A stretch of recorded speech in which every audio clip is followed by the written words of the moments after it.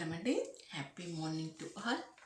మాతా చ పార్వతీదేవి, పితా దేవో మహేశ్వర, బాంధవా శివభక్త, స్వదేశో భువనత్రయ.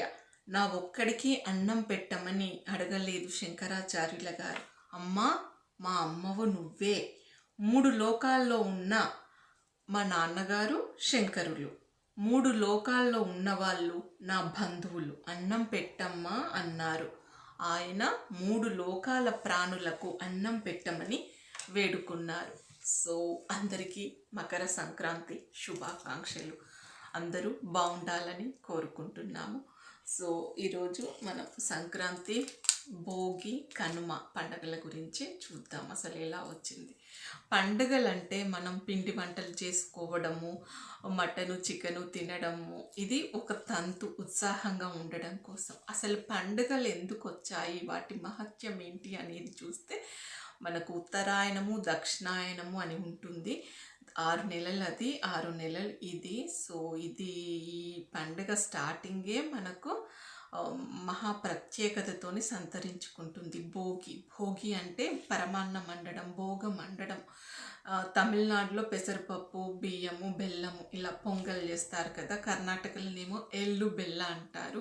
చెరుకు గడలు, బెల్లము, పేలాలతో చేస్తారు. మన తెలుగు రాష్ట్రాల్లో కూడా పరమాన్నం వంట చేసుకుంటాము. అరిసెలు మస్ట్గా చేస్తారు. తెలంగాణలో అయితే సకినాలు కంపల్సరీగా చేస్తారు.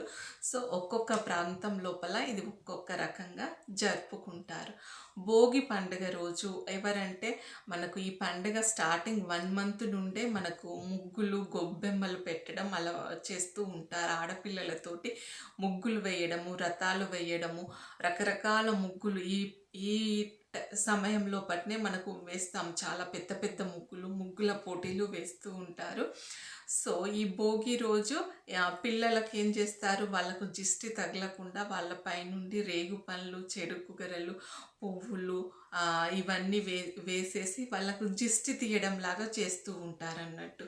తర్వాత ఈ నెల రోజులు చేశాం కదా గొబ్బెమ్మలను, వాటిని పిడకల్లాగా చేసేసి భోగి మంటల్లో వేసి మన ఇంట్లో ఉన్నటువంటి పాత వస్తువులు వీటన్నింటిని వేసి దహనం చేసి ఆ మంటల్లో వాటిని కాలిపోయేసి మనకు కొత్తగా ఆరోగ్యం కలగాలి, ఆడపిల్లలకు దిష్టి తగలకూడదు అనేసి ఇలా భోగి రోజు చేశారు. తర్వాత సంక్రాంతి రోజు ఏం చేస్తారు అంటే, ఇదంతా కూడా ఉత్సాహంగా జరుపుకుంటాం కదా. ఈరోజు రథం ముగ్గు వేస్తారు. రథం ముగ్గు వేసేసి ఎక్కడ నుండి ఈ పక్కింటి నుండి ఈ ఇంటికి ఇలా కలుపుకుంటూ వెళ్తూ ఉంటారన్నట్టు. రథం ఇలా సాగుకుంటూ పోవాలి. ఈ రథం చక్రంలాగా, జగన్నాథ రథ చక్రంలాగా జీవితాలు కూడా ఎక్కడా ఆగిపోకూడదు అనేసి ఇలా సంక్రాంతి రోజు ఇలా జరుపుకుంటూ కొత్త బట్టలు వేసుకోవడము, బంధువులు రావడం జరుగుతూ ఉంటుంది.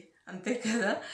సో ఏంటిది భోగి, సంక్రాంతి. తర్వాత కనుమ రోజు దేవాలయాలను చాలా చక్కగా అలంకరిస్తారు. మండపాలలాగా బంతి పూలు వస్తాయి కదా, వాటిని దర్వాజలకు కడుతూ ఉంటారు. రంగురంగుల రంగవల్లులతో వేసి ఉంటారు. చుట్టాలు, బంధువులు, జాతరలు జరుగుతాయి ఎక్కువగా ఈ సంక్రాంతి అప్పుడు కూడా.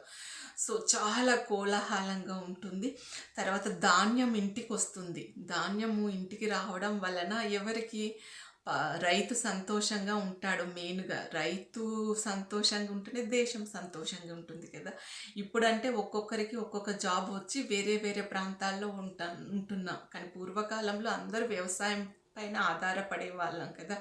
సో వ్యవసాయం చేసేవాళ్ళు వస్తు మార్పిడి చేసుకుంటూ ఉండేవాళ్ళు. సో రైతే సంతోషంగా ఉంటే పంట వస్తుంది. పంట, ఆహార ధాన్యం నిలువలు.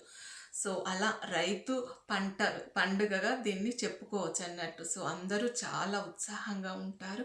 6 నెలలు కష్టపడింది ధాన్యం వస్తుంది కదా. సో గుమ్మిళ్ళలో దాసి పెట్టుకోవడం, సంతోషంగా ఉండడం జరుగుతుంది.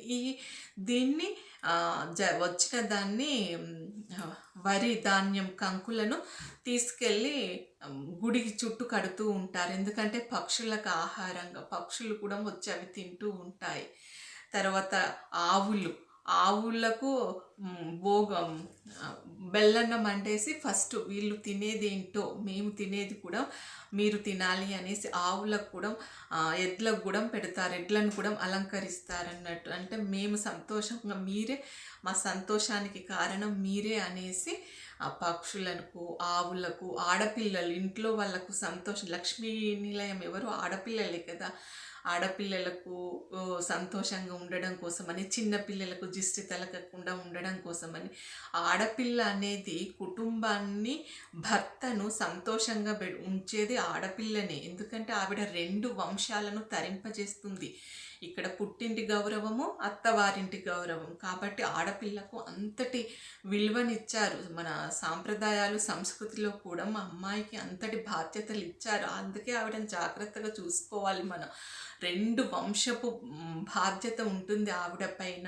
సో ఆవిడను మీరు పెళ్లి చేసుకొని తీసుకెళ్తారు, కానీ మానసికంగా ఇబ్బంది పెట్టకుండా ఆవిడను జాగ్రత్తగా చూసుకోవాలి. ఈ పండుగల పరమార్థం అది అంతా కూడా. ఇకపోతే పక్షులు ఏం చేస్తాయంటే వాటికి గింజలు తింటాయి కదా, అవి తిన్న గింజలు పిల్లలకు గుడ్లు పెట్టేటి ఎక్కడ పెడుతుంది పక్షులు? అవి చెట్లపైనే నివసిస్తాయి, భూమిపైన పెడితే ఏమవుతాయి? కుక్కలు గద్దలు ఏవో నక్కలు ఏవో తినేసి వాటి వంశము అభివృద్ధి చెందది కదా. అందుకని పక్షులు చెట్లపైన గూడ్లను కట్టుకొని వాటి సంతతిని వృద్ధి చేసుకుంటాయి. వాటికి రెక్కలు వచ్చేంత వరకు ఇవి బాధ్యతగా తల్లి పక్షి తీసుకుంటుంది. అయితే ఆహారాన్ని అవి పండ్లను తిన్నప్పుడు వాటి గుజ్జునే తీసుకొని గింజలను వదిలేస్తూ ఉంటాయి అన్నట్టు. అవి వాటి మలం రూపంలో వదిలేస్తే ఏమవుతుంది? ఆ గింజల నుండి మళ్ళీ మొక్కలు వచ్చేసి చెట్లు వృక్షాల్లాగా పెరిగిపోయి మనకు పర్యావరణ సమతుల్యము, తర్వాత కాలుష్యం నుండి అవి మనకు కాపాడుతూ ఉంటాయి. అంటే అది ప్రకృతికి సహాయం చేస్తున్నాయి తెలుసో తెలియకు. ఇక్కడ నేను ఇల్లు కట్టుకుంటున్నాను కదా, నా పిల్లలు నా వంశం అభివృద్ధి చెందడానికి ఈ మొక్కలు ఈ వృక్షాలే కారణం. ఇవి నాశనం అవ్వకూడదు అనేసి వీటి పెంచడం కోసం అనేసి అవి అలా చేస్తున్నాయి. సో మనుషులం మనం ఇంకా ఎంత కృతజ్ఞతతో ఉండాలి. అందుకనే మనం ప్రతి ఒక్కరి పట్ల, మనకు మంచి చేసిన వారి పట్ల కంపల్సరిగా కృతజ్ఞత భావంతో ఉండాలనేది ఈ పండగ యొక్క పరమార్థం. సో సంక్రాంతికి మీరందరూ హ్యాపీగా జరుపుకొని ఒకరినొకరు అర్థం చేసుకుంటూ ముందుకు సాగిపోవాలని కోరుకుంటూ మీ Manjula Tumma. Have a nice day, take care, bye. మా ఊర్లో జాతర, సంక్రాంతి జాతర. చిన్నప్పుడు గుట్టపైకి ఎక్కే వాళ్ళం మేమందరం, అయితే బాగుండేది. బట్ ఇప్పుడు నాకు జాతర లేదు, ఏది లేదు, పండగ లేదు, పరమార్థం లేదు, భోగం లేదు, ఏది లేదు. సో బట్ నేను చేసుకుంటాను, ఇంట్లో చేసుకుంటున్నాను. సో మీరందరూ కూడా బాగా జరుపుకోవాలని కోరుకుంటూ మీ Manjula Tumma. Have a nice day, take care.